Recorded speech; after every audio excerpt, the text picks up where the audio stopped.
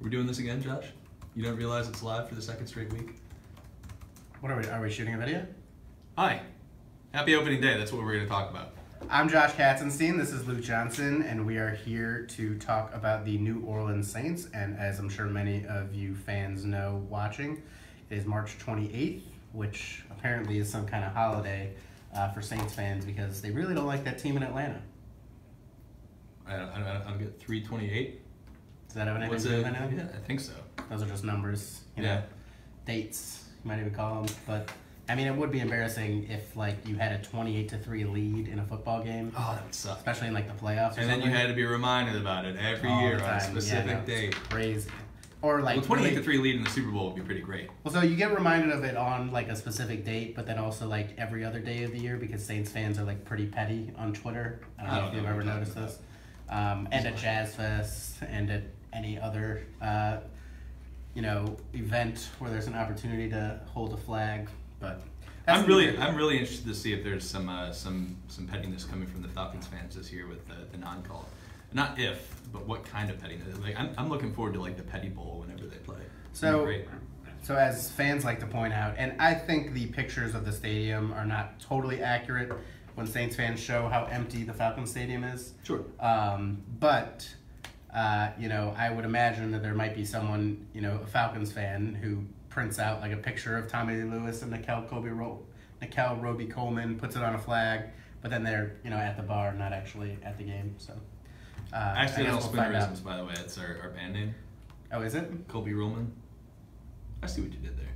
So all right. Well, that's actually one thing we should talk about. We should talk about Spoonerisms. Let's go. Kosh Katzenstein.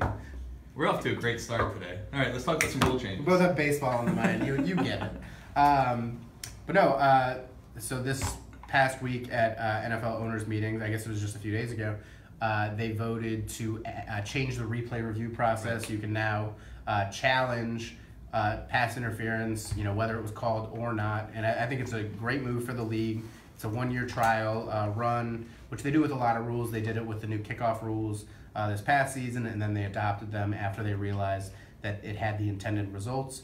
So, we'll see, a year from now whether or not the owners, decide to adopt it. I'm curious to see how much this even comes up because, pass interference is a huge penalty. It could be, 40, 50 yards depending on the play.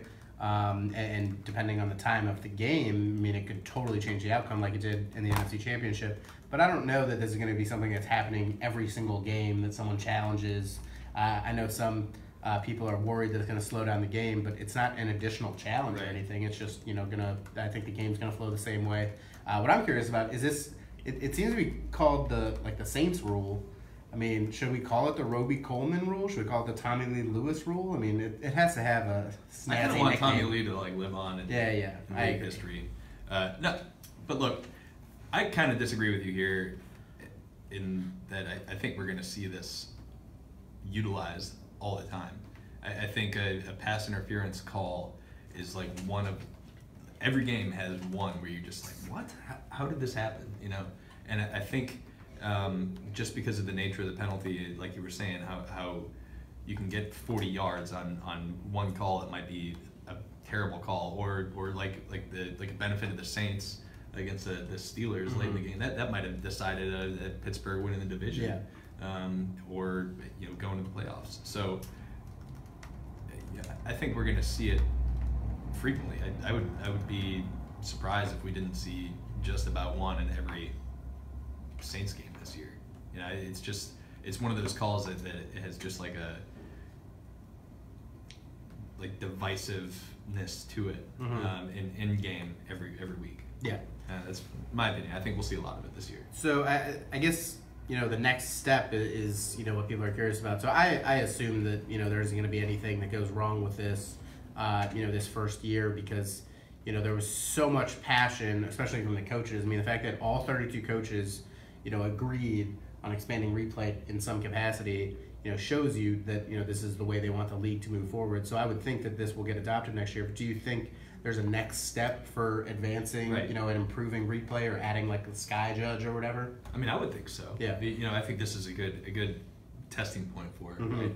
And the PI is something that like we said, big impact. It's a good little thing to judge whether you need to expand it. But I think this eventually turns into,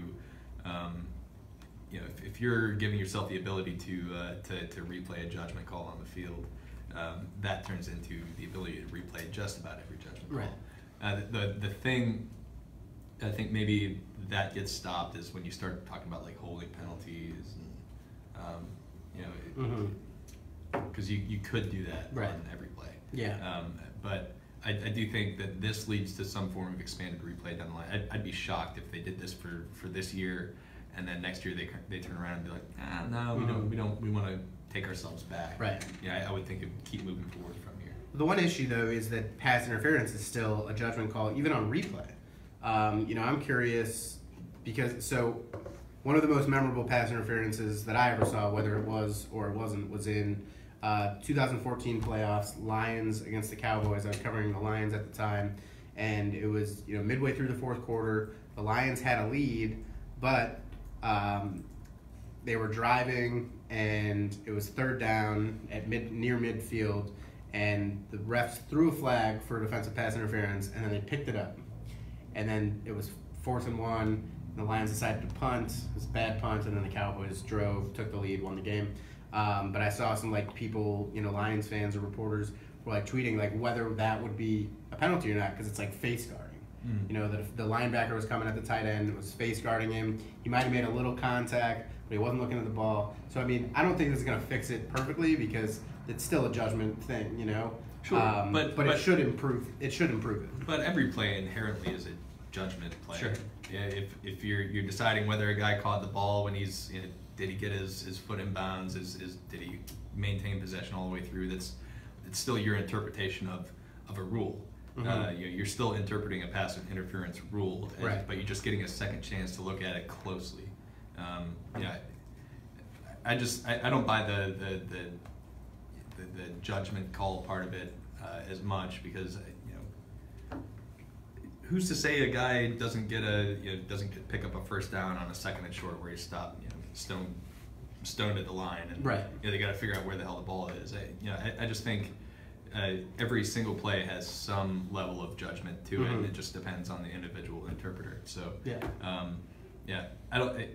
the only thing is I just don't think it can go too far down the line where you're looking at every single possible play, all 11 guys in the field every time. It's just there's got to be some point where it stops, but I do think it needs to advance beyond what it is right now, and that's why I thought it was important that they include the non-calls in it, the ability to review the non-calls. Because if you're just reviewing penalties and not something that should have been a penalty, then you're not really doing yourself a favor. Yeah, and it wouldn't have changed anything in the Saints game. But I'm sure you're loving this rules discussion. We will take your questions. Feel free to submit them on Facebook. And let's start with Josh Donahoe asks, what's the word with Quinn? So there were reports that the Saints were interested in trading for Robert Quinn and that he was here to visit on Monday, which I found a little odd, that they were allowed to visit with a player who's under contract with another team. So I don't really have an update for you, Josh, unfortunately. It would seem like, adding Robert Quinn would make sense if it's the right price. I mean, you saw Michael Bennett traded to the Patriots for a 5th-round pick. I would definitely think that would be worth it for the Saints to move a 5th-round pick because, there are so few 5th-round picks that ever become what Robert Quinn could probably be next season. But at the same time, if Robert Quinn has any say in this, he might want to go to a team where he's more likely to be a starter because right now we would think that Marcus Davenport is slotted to be that starter. And I haven't looked at, I don't have his cap numbers. I pulled it up right here. His cap hit this year is $12.9 million. So some of that would count on the Dolphins, obviously, but the Saints right now have about $13 million in cap space, and that's not including Jared Cook's contract. They could, as Mickey Loomis loves to do, restructure some contracts, open up some cap space, but it certainly seems like, it's not a guarantee that, everything would work if they got Quinn here. So. Yeah, they'd have to come to an agreement with the Dolphins on the right price, both in compensation for the Dolphins and the amount of salary Miami would probably have to pick up. Yeah. What else? Blue Dog 10 on NOLA.com asks, with 2 boxes now checked at tight end and running back, will the Saints now pursue a veteran wide receiver? So I do think they'll sign a wide receiver at some point, but I mean, at this point, I mean, you look at the receivers that are available, and it's nobody that's going to really excite you, the fans. I mean, we're now in the second, maybe even the third wave of free agency at this point. I mean, we're 3 weeks in already, and I think that any deals that the Saints do are probably going to be really cheap, veteran minimum or close to it, sort of thing. So they might add somebody, but I think right now, I mean, we're seeing that the Saints feel pretty good about their receivers. I think they knew that they needed one more weapon in the passing game. I think they got it with Jared Cook. But I mean, you look at the rest of the group. Michael Thomas is obviously amazing. Ted Ginn, when he's healthy, has a clearly defined role in this offense. I think they have to expect Keith Kirkwood and Traquan Smith to be better next year. And then I think if Cameron Meredith is healthy, all of a sudden that receiver group actually looks like a strength as opposed to the weakness that it was last year. But we will say that Sean Payton said at the owners' meetings that they did have some interest in somebody like Adam Humphries. Mm-hmm. I do think this is an area they will seek to address in the draft. Yeah. Now that they've got tight end locked up, they've added the depth at the defensive line that they wanted. They signed Latavius Murray to replace Mark. They re-signed Teddy Bridgewater. I think they can go into this draft looking at nothing but the best player available, and there are probably going to be some pretty good wide receivers on the board in round 2. I just think there's not a big group of guys that are going to be drafted in the first round, and then there's nothing after that. I think it's deep enough in the early middle rounds where you can find somebody there to help you out. For sure. Derek Washington on Facebook asks, why can't the Saints seem to get compensatory picks? Well, Derek, because the Saints don't care about compensatory picks. Mickey Loomis has basically said that. He said it a couple years ago that they are more interested in using free agency to build their team as opposed to standing pat in free agency and collecting compensatory picks. So the way that it works for the most part is that teams that lose bigger free agencies, whether it's in terms of contract value or playing time the following year, if they lose more players than they sign, then they will get compensatory picks for, I guess it would be 2 drafts after that. So, the next year. So the Saints always sign, a few big guys, and then they very rarely let, any big price free agents go. So like this year they lost Mark Ingram, and in theory that would have set them up to get maybe a later compensatory pick, but then they signed Jared Cook, and I mean those deals cancel out. I mean then you add in Latavius Murray and Malcolm Brown and Mario Edwards, and they've very clearly added more than they've lost, and that's been the case pretty much during Mickey Loomis's entire tenure. I'm pretty sure they haven't had a compensatory pick since 2006, and that year they only got one because the NFL didn't have enough draft picks for the draft slots. Like they needed to get to 256 or whatever the number was, so they just handed them out to the worst teams. So I mean, it's just not a priority for the Saints, and since they've handed out compensatory picks, the Saints have the fewest, and I just don't expect that to change anytime soon. Yeah, and I think a lot of people are interested in compensatory picks because of how the Patriots are building their roster, and a lot of people are starting to notice that. But I think you'd have to also consider that in order for the Saints to get to that point, you'd have to be willing to let a lot of their good players go and replace those with cheap options. That's how the Patriots have done it, and they're really good at it. Mm-hmm. But you'd have to trust the team to do that, and I think people would be losing their minds if they just started letting all their best players go for compensatory picks. Yeah, just based on the Saints the reaction to losing Mark Ingram this year. Imagine being a Patriots fan when they lost Trent Brown, one of the best offensive tackles in the league, Trey Flowers, one of the best defensive ends in the league. I mean, I think the city might burn if the Saints lost 2 players of that caliber, but the Patriots have done well. Let's say the Saints next year lose Teron Armstead and Cam Jordan. They don't really make this big effort to retain them, and people would lose their minds. You get the compensatory picks, but there's just 2 different philosophies, and the Patriots do it really, really, really well. Ravens do it well. But Packers used to do it well. The Steelers. I mean, you have to nail the draft picks, and you have to have the right culture in place, and it's a really hard thing to build. Yeah. Most of the teams that have are at the top of the list in compensatory picks are normally good teams. Like the Rams last year got a bunch. And I know people were like, they signed all these guys, but a lot of their acquisitions were actually trades, so those don't count against it. But yeah, I mean, it's just a philosophical difference between Mickey Loomis and some other GMs, and they trust proven commodities more than draft picks. But then obviously, and I don't necessarily support that philosophy, because draft picks cost a lot less and you have a lot longer control of them, and typically the guys that make it to free agency have some sort of flaw that has allowed their team to let them go. But either way, I mean, this is sort of the hole that Mickey Loomis has dug for himself and for the Saints salary cap, and they're just going to keep on digging and keep kicking that can down the road. Josh loves this analogy. I do. I'm a big fan. Well, I dealt with it in Detroit too. I feel like any team that I cover has to have impulsive salary cap management, so that just follows me. David Kinney asks on Facebook, with Cook only guaranteed $8 million, which we don't know is entirely accurate, haven't seen the full contract details, does this look like a Peyton smokescreen to select A&M tight end Jace Sternberger, worked out by assistant head coach Dan Campbell, or are the Saints selling tight end and going another way? Okay, so I'll handle that one. I think they could draft a tight end high, somebody like Sternberger, or another sort of receiving tight end, a college receiving tight end. Like if somehow, some way, Herb Smith lasts to number 55, do the Saints trade up 7 spots to get him? I think they would consider it, even though they just added Jared Cook, just to add some longevity to the position, and then you can let the guy learn under a pretty good receiving tight end. But I think they are also just covering all their bases. You'll see them work out a bunch of guys. They were up in West Virginia, and they were meeting with Will Greer, who a lot of teams really liked after his meeting up, or his workout up there.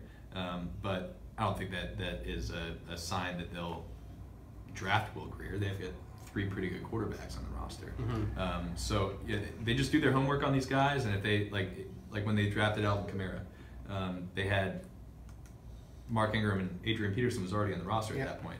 But they went up to Tennessee. And Travaris Cadet, obviously. And Travaris Cadet. I'm very sorry. Sorry, Travaris.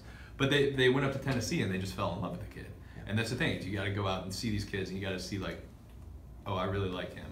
I need to have him on my roster. I don't care what we have here already. So I think that's why you'll see assistant coaches working closely with guys. Maybe they really like Sternberger's film, and they want to get a good up-close and personal look at it. Yeah. So I say this all the time, and I'll say it again. Use free agency for needs. You use the draft for long-term help. And just because they have Jared Cook doesn't mean that 2 years from now they're not going to need a tight end. And most tight ends struggle as rookies. So I definitely think there's a chance the Saints will draft a tight end. I don't know if it'll be Sternberger. I don't know that he's worth that late second-round pick, at least from what I've heard. But either way, I mean, I definitely expect them to draft a tight end at some point, a developmental guy, because he can learn for a year or two from a guy like Jared Cook and Josh Hill, and then be ready to fill in when those guys aren't playing as well or are gone. So I think certainly expect them to, and you're going to see all sorts of reports about different Saints coaches being in different colleges for different pro days, because like Luke said, they just want to see these guys up close and personal, because they've already got the scouting reports from the scouts, but these are the Saints have done a really good job in recent years, and Jeff Ireland has had a big role in this, of making sure that you draft a guy that a coach knows what to do with. So they're taking a lot of coaches' input before they make draft picks, and obviously it's worked out really well for them the past few years. So we'll see, if it does again, although it's going to be hard to have a good draft with their limited resources. And I do want to make this point about Jared Cook with the $8 million guaranteed. I don't think this is going to be a situation where they move on from him after next year, because he's not guaranteed money. I think they're fully expecting Jared Cook to come in and be a dynamic weapon in this passing game, and I think you'll see him for the duration of his 2-year contract. I don't think they're gonna. I don't think this is a stopgap 1-year move for them. Unless a guy like Herb Smith falls, but hey, we can't predict the future. David Kinney on Facebook asks, oh, excuse me, we just read that one. I apologize. James Milner asks, what y'all think about the new blindside block rule? I like it. I mean, I think the NFL has already made an effort to sort of eliminate most of the most dangerous plays in the game. I thought most blindside blocks were already illegal, so this should make sure that they all are, because these are some of the rules that lead to the most concussions. And I just think that as much as people are like, back in my day, blah blah blah.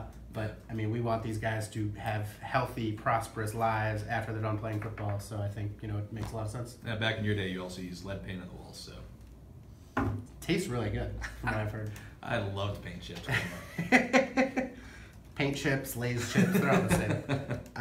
Ev Lyons on Facebook asks, any chance the Saints actually trade down in this year's draft and get more draft picks? The difference between a late second and a mid-third is negligible.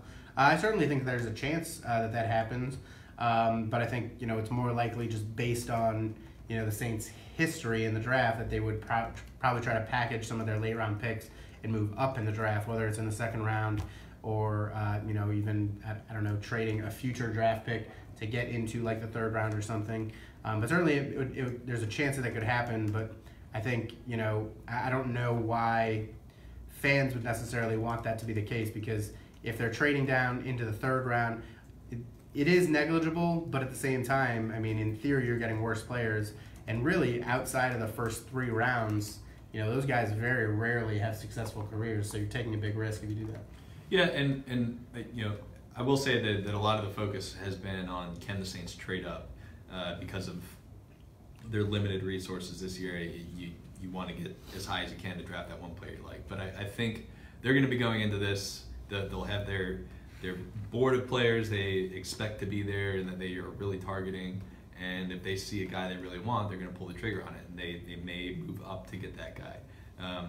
But with the way this team is constructed and with the goals they have in mind, and really, if you think about it, the small window they have, just with who knows how long Drew is going to be there. I don't know if it necessarily makes sense to trade back and get more picks. We saw half the draft picks from last year's class didn't even make the roster because it's a deep roster. And as Jeff Ireland pointed out, those guys ended up signing on with other teams and playing with other teams. It wasn't like they were bad players, but it's just when you have a deep roster like they have and they've filled a lot of their holes in free agency, I just don't see the point of trying to add more players and hoping in improving your chances to nail one when you can instead use those picks to identify the one guy you really like and go get him. I agree. All right. What is this? Yeah, no. Nice. Yeah. Well, since Jeff isn't here, it's a lot easier to be amicable. Jeremy Araby on Facebook asks, if Gerald McCoy is cut by Tampa, do you think the Saints try to bring him in? Has that been rumored? I know it was before free agency, but I thought the Bucs had said that they were planning on keeping him. Yeah, I think you might be right, actually. Let's see. Google is. Well, no, it says as of a couple days ago that they could be looking to trade McCoy. I don't think so. Regardless of what the Bucs plan to do, I think the Saints are pretty well set at defensive tackle. With obviously Sheldon Rankins and David Onyemata could be in jeopardy of missing the start of the season. Rankins certainly is, just with the timing of his injury, and we'll see if there's any punishment from the league for Onyemata getting arrested back in January for a marijuana-related thing. But I think that they brought in Malcolm Brown, so he's going to be the nose tackle. He'll effectively replace Tyler Davison, and the Saints certainly think that will be an upgrade.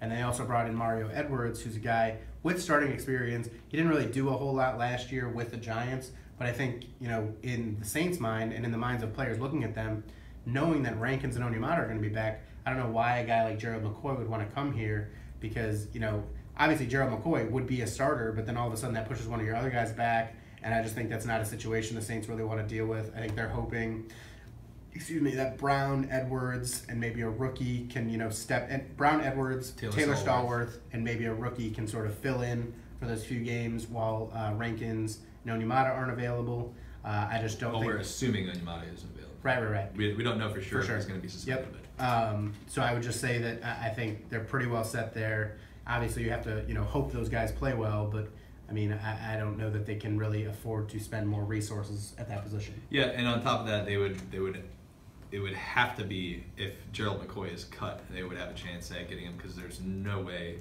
Tampa Bay is going to trade him in the division for sure. And even if they did trade him, and they did decide they were okay with trading to the Saints, there's no way the Bucs would eat some of his salary. The guy's got a $13 million base salary this year. Yeah. So I just don't see that happening. Once again, we agree. This is crazy. But along the same lines, Timothy Alford says, what's going on with the DT position? I mean, Rankins will be out a while, and with Onyemata looking at a suspension, have we really set ourselves up with Malcolm Brown? So I definitely think, it will be a concern early in the year, but I do think that the Saints' run defense should certainly be fine. I think, the question will be whether or not they can get enough, pass rush from the interior, because Rankins, was so good last year, and that really just, helped the defense in innumerable ways, because when you had Rankins and Cam Jordan pairing up on the left side, that just makes it so hard for an offensive line to block. And we didn't see, consistent, rush prowess from Okafor and Onyemata on the other side, but I think, that the Saints should be able to stop the run well, and then they'll sort of be counting on their defensive backfield to, help in the pass game if those guys can't, pass rush as effectively. But I think, Malcolm Brown, certainly better as a pass rusher than Tyler Davison has been. So I don't know that it'll be a huge downgrade, but I think you sort of have to be willing to, just embrace that it won't be as good. Well, and you might have to, Dennis Allen might have to get a little creative in those first few weeks to, help some of those guys out, whether it's helping them out in the pass rush by sending, a few more blitzes or whatever it might be. But I do think that Malcolm Brown might be a really sneaky good signing. Yeah. I think for $5 million a year, the guy wasn't asked to do a whole lot in that Patriots defense. They basically wanted him just to be the guy Stone in the run game in the middle. But I think maybe he's a guy that you can count on to be, getting after the passer a little bit. I think a lot more than what Tyler Davison did.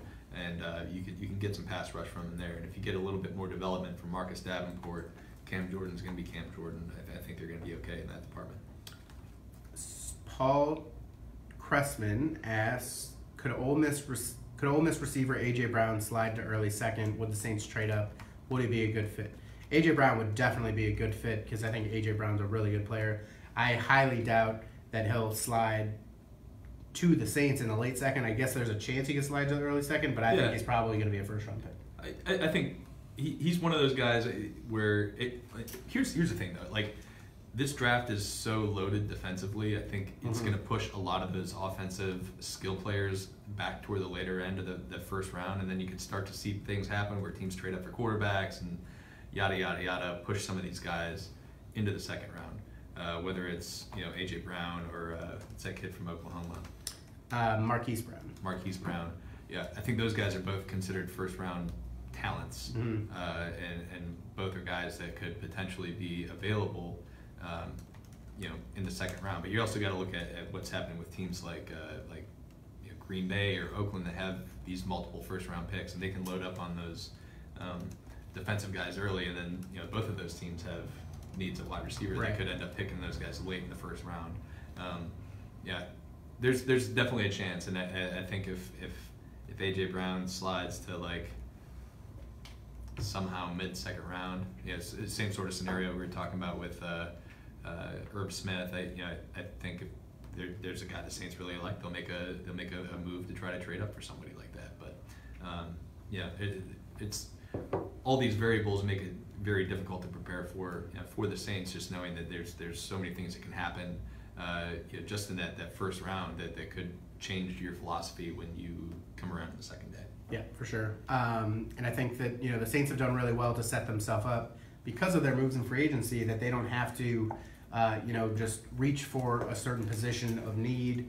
They can sort of just let the draft come to them. And because of all this research they're doing and going to different pro days, they might fall in love with somebody. I don't know if it'll be A.J. Brown, but they could go up and get him if he falls, regardless of position. Because, you look right now, we were just saying they could use, some more punch at defensive tackle, but, anyone who comes in and plays those first few games is going to have a lessened role, when the other guys come back. But, adding Jared Cook makes it so that they don't have to reach for a tight end. I think adding Nick Eason makes sure that they don't have to reach for a center. Now they don't have to look. They wouldn't be reaching for a return man, but they have their return man in Marcus Sherrills. They don't have to reach for a running back because they have Latavius Murray. So I think they're just going to, sort of, see what's available, and they they could get. I wouldn't be surprised if their second round pick is a linebacker. You think AJ Klein's going in the last year of his deal.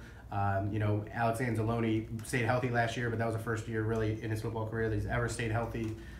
So I just don't think anyone should sort of lock in on any one position for that second round. Offensive line too. Yep. Look, you're looking at a lot of positions where guys' contracts are coming up. I think it can be something where they look for the best pick and somebody who could really help them out in the future when they don't have to pay Larry Warford or Andres Pete or something like that.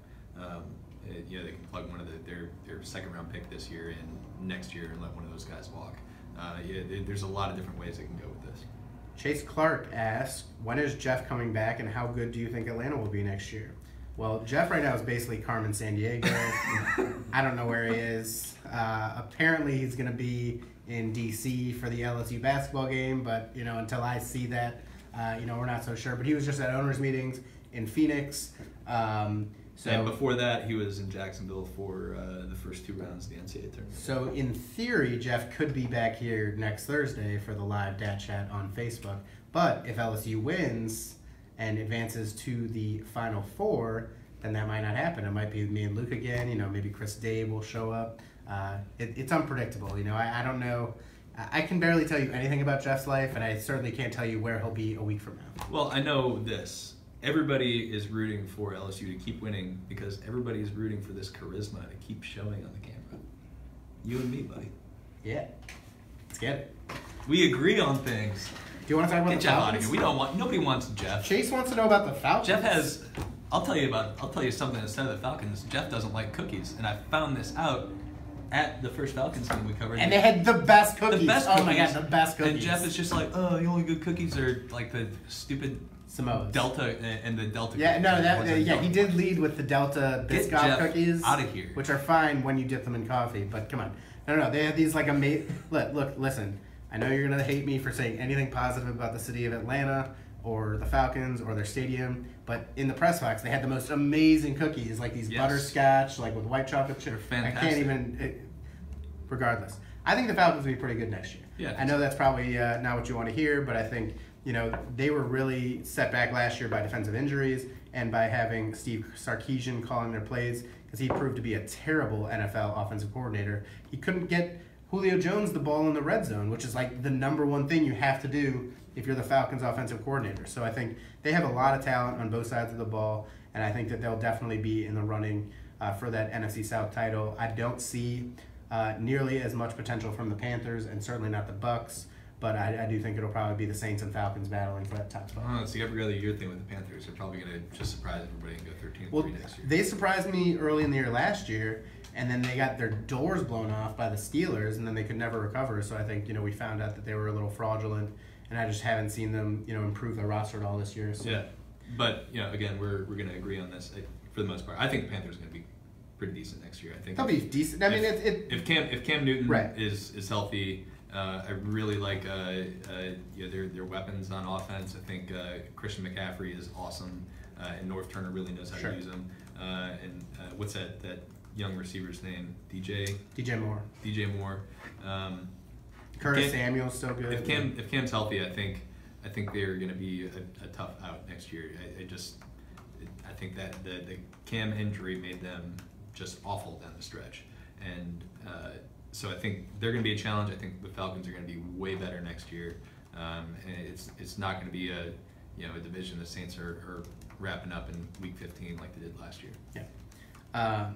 Especially because, right now it would seem like the Saints have actually gotten slightly worse. Obviously, Jared Cook will help, but, losing Sheldon Rankins for the start of the year is definitely going to hurt them. I think losing Mark Ingram is going to hurt them a little bit. So, we'll see how they rebound, but I definitely think, it'll be, a more hotly contested division this year than it was last year. From David Kinney, regarding DT3.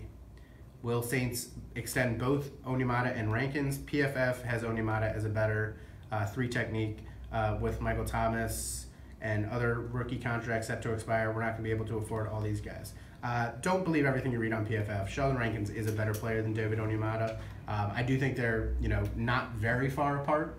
And Onyemata definitely flashes really well sometimes, like in that Cowboys game when he had 3 sacks. Yeah. But I think Rankins is definitely, starting last year, became just a better, more well-rounded, more consistent player. So I definitely think it's more likely that they extend Rankins. And Rankins will probably be back next year anyway, because he's got a 5th-year option, but the Saints don't have to sign that deal and extend him until May, so they're probably going to wait and see just how he's rehabbing before committing a 5th year to his contract. But I imagine the Saints want both of those guys back. I mean, if you can get them back on reasonable deals, which I don't know if that'll be the case, that secures those positions for a long time. But at the same time, they have Malcolm Brown, so I think that might sort of be an indication that maybe Onyemata, they're preparing for him not to be here just because he could go out on the open market and fetch a good deal. Yeah, and obviously they're going to have to use this year to kind of gauge where they're at there. They're going to have to see how Sheldon comes back from that injury. It was a significant injury. It's not a very easy one for big guys to come back from. Right. So they'll kind of see how that goes. They'll let it play out a little bit. But I think you're right. There's no doubt in my mind that Sheldon Rankins is a more explosive, dominant player than Onyemata is. No matter what the PFF grades are, I think you got to let your eyes tell you what to do here, and not some evaluation. I have really no idea how they put that together, anyways. Yeah, no, I think this year's a big year for both of them, because if Rankins can prove that he can come back healthy from that injury, obviously he'll be in line for a big extension. But if he can't, then all of a sudden Onyemata becomes a lot more valuable to the Saints. So we'll see.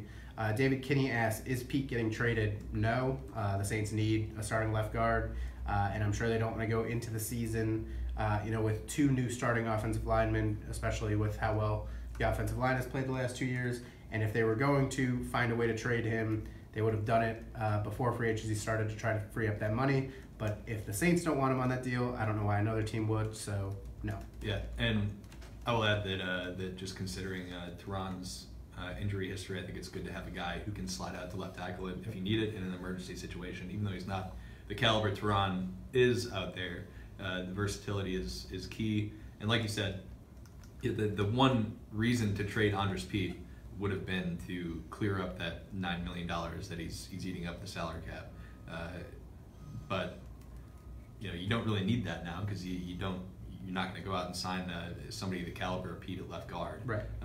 And that would be just throwing away a good player for a mid-round draft pick and some money. I don't see that. Well, you're going to love this last question, Luke, because I don't think we've been asked about it at all this season. Yeah, it's coming. I knew it was coming. From Ark Lanita on Facebook, what's up with Dez? Fire away.